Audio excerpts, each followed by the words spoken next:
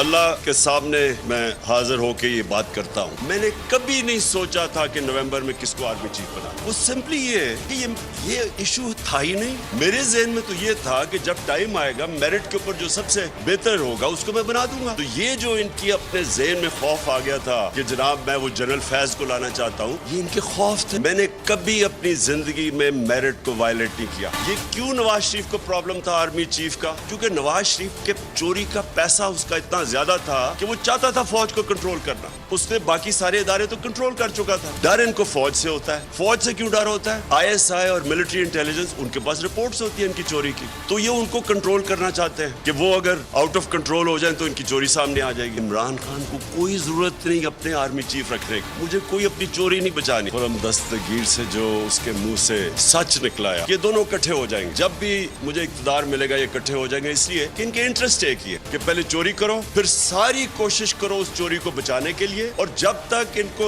खौफ हो कि एनआरओ नहीं है तो मुल्क से बाहर चले जाओ, और फिर जैसे ही एनआरओ मिले वापस आ जाओ, फिर से चोरी शुरू करो। अगर नवाज शरीफ के खिलाफ खड़े हैं तो जरदारी से तो दोस्ती कर लें। मैं 26 साल पहले कहता था ये दोनों चोर हैं। तो इनका तो इंटरेस्ट चोरी करना और चोरी को बचाना, एनआरओ लेना, इनका तो इंटरेस्ट ही है, और इनका सारा ये साबित हुआ। इसलिए इनको हर इदारा जो इनकी चोरी को थ्रेटन करता है उसको कंट्रोल कर। मज़ीद वीडियो के लिए हमारे चैनल को सब्सक्राइब करें, लाइक करें और बेल आइकन के बटन को प्रेस करें।